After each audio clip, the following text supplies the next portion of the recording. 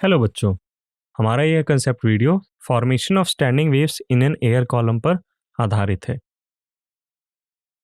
तो बच्चों, हमने अभी एक स्ट्रेच्ड स्ट्रिंग पर स्टैंडिंग वेव्स बनाई हैं। अब बात करते हैं कि एयर कॉलम में ये किस तरीके से बनेंगी। Standing waves can be set up in tube of air as the result of interference between longitudinal sound waves travelling in opposite directions. यहाँ पे कुछ इस तरीके से दो वेव्स हैं जो अपोजिट डायरेक्शन में ट्रेवल कर रही हैं और उनके इंटरफेरेंस के कारण यहाँ पे स्टैंडिंग वेव बनेगा। अब बच्चों, यहाँ पे थोड़ा सा मुश्किल है समझना, लेकिन मैं आपकी हेल्प करता हूँ। तो बच्चों, जिन जिन लोकेशंस को मैंने ट्यूब में मार्क कर रखा है, आप उनको ध्यान से देखें। बात करते हैं पहले मार्किंग की। तो पहले मार्किंग को आप ऑब्जर्व करें। जब पहले मार्किंग में लाइंस क्लोज आ जाती हैं या यूँ कहें प्रेशर बढ़ जाता है, तो दूसरे मार्किंग पे, दूसरे नंबर वाले मार्क पे लाइंस दूर दूर हो जाती हैं। यानी कि आप समझ सकते हैं कि पहले वाले में अगर नोड बन रहा है तो दूसरे वाले में एंटी नोड बन रहा है। एंड सिमिलरली बाकी वो पैटर्न काम करता है, यानी फर्स्ट और थर्ड सिमिलर बिहेवियर शो करते हैं। ये कुछ उसी तरीके का फॉर्मेशन है बच्चों, जैसे स्टैंडिंग वेव में एक नोड बनती है, उसके बगल में एंटी नोड, फिर उसके बगल में एक और नोड बनती है। तो अगर हम इसको प्रेशर के टर्म्स में समझें, प्रेशर और डिस्प्लेसमेंट के टर्म्स में, so the open end of the air column is approximately a displacement antinode and a pressure node। यानी जो ओपन एंड है वहाँ प्रेशर मिनिमम है, क्योंकि वो ओपन एंड है, तो हम वहाँ पे मान सकते हैं कि प्रेशर नोड है वहाँ पे। और प्रेशर जहाँ पे मिनिमम होगा, डिस्प्लेसमेंट वहाँ पे मैक्सिमम होगा। इस वजह से हमने वहाँ पे डिस्प्लेसमेंट एंटी नोड माना है।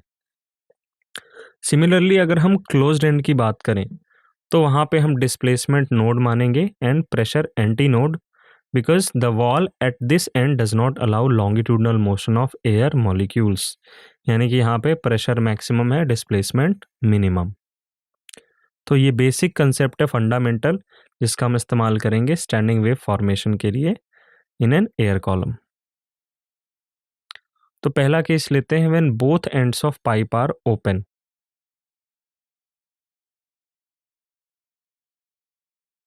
When both ends of pipe are open, बात करेंगे फंडामेंटल मोड की।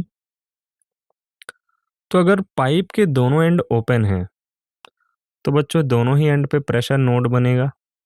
प्रेशर नोड है मतलब दोनों ही एंड पे डिस्प्लेसमेंट मैक्सिमम होगा। तो अगर हम डिस्प्लेसमेंट वेव के टर्म्स में समझें, तो आप देख सकते हैं पाइप के दोनों ही ओपन एंड्स पे बराबर एंटी नोड बन रहा है डिस्प्लेसमेंट का। और अगर हम, जी हाँ, इस तरीके से हमने पाइप के दोनों ओपन एंड्स को एंटी नोड से डिनोट किया है, कैपिटल ए, और पाइप के मिड पॉइंट को नोड से। बट सेम केस में अगर हम प्रेशर के थ्रू एक्सप्लेन करें इस सिचुएशन को, तो यहाँ पे कुछ इस तरह की बात होगी। चूँकि पाइप के दोनों ही ओपन एंड्स पे प्रेशर मिनिमम है, तो हम वहाँ पे प्रेशर नोड्स बनाएंगे। और दोनों ही केस में अगर आप चाहे डिस्प्लेसमेंट के टर्म्स में समझें या प्रेशर के टर्म्स में समझें, पाइप के दोनों ही एंड्स डिस्प्लेसमेंट के केस में एंटी नोड्स का काम करेंगे और प्रेशर वेव के टर्म्स में नोड्स का काम करेंगे। तो पाइप के दोनों ही एंड्स के बीच में λ/2 का डिस्टेंस होना चाहिए। सो L is equal to λ/2 gives us λ is equal to 2L, which is equal to wave velocity divided by frequency of vibration। सो यहाँ से हमें फर्स्ट हार्मोनिक की फ्रीक्वेंसी मिली, which is equal to nu1 is equal to v/2L। अब अगर second harmonic की बात करी जाए, तो डिस्प्लेसमेंट वेव कुछ इस तरीके का बिहेवियर शो करेगी। अल्टीमेटली डिस्प्लेसमेंट मैक्सिमम होगा दोनों ही एंड्स पे पाइप के, क्योंकि पाइप के दोनों एंड ओपन है। और अगर हम प्रेशर के टर्म्स में बात करें, तो पाइप के दोनों ही एंड्स पे प्रेशर नोड्स बनेंगे। तो कुछ इस तरीके से हमारे प्रेशर वेव का फॉर्मेशन होगा।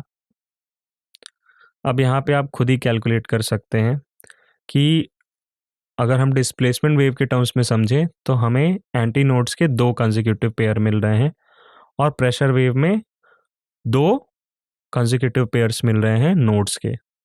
तो चाहे दो एंटी नोड्स हों, चाहे दो नोड्स हों कंसेक्यूटिव, उनके बीच में डिस्टेंस λ/2 होता है।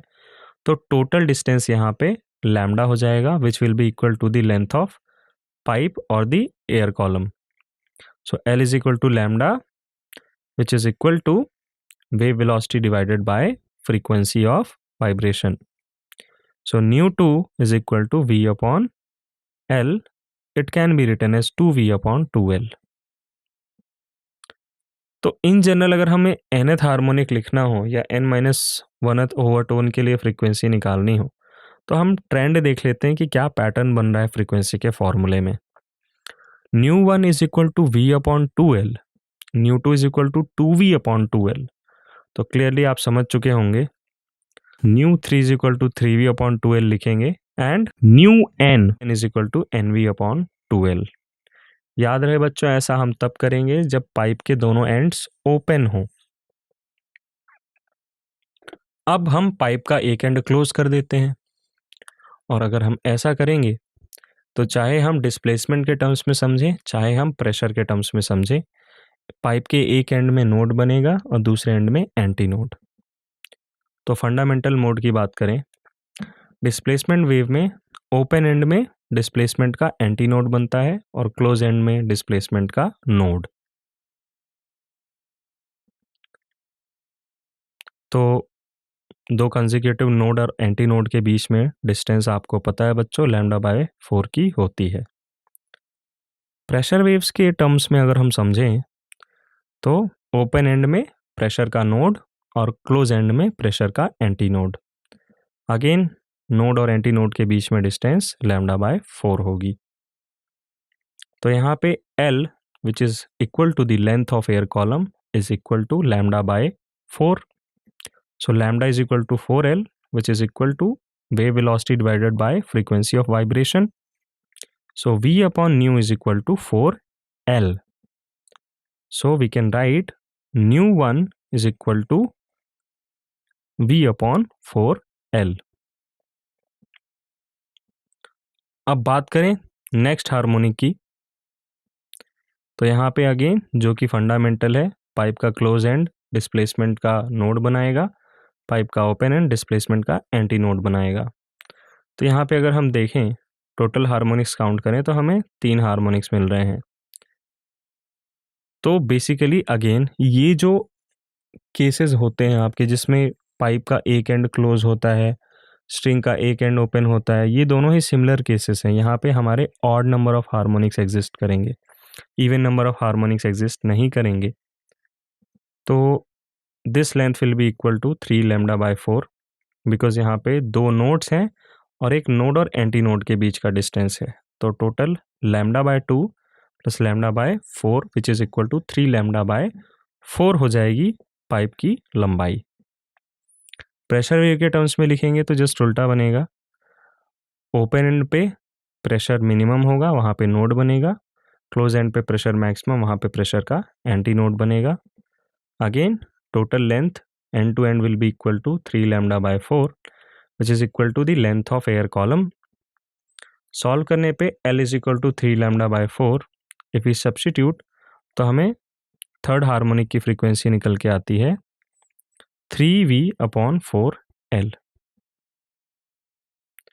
तो अगर हम किसी जनरल हार्मोनिक की फ्रीक्वेंसी निकालें, 2n-1th हार्मोनिक की फ्रीक्वेंसी निकालें जिसके करस्पॉन्डिंग आपको n-1th ओवरटोन मिलेगा, तो हम लिख सकते हैं nu1 is equal to V upon 4L, nu3 is equal to 3V upon 4L। So nu 2n-1th harmonic is equal to 2n-1 V upon 4L।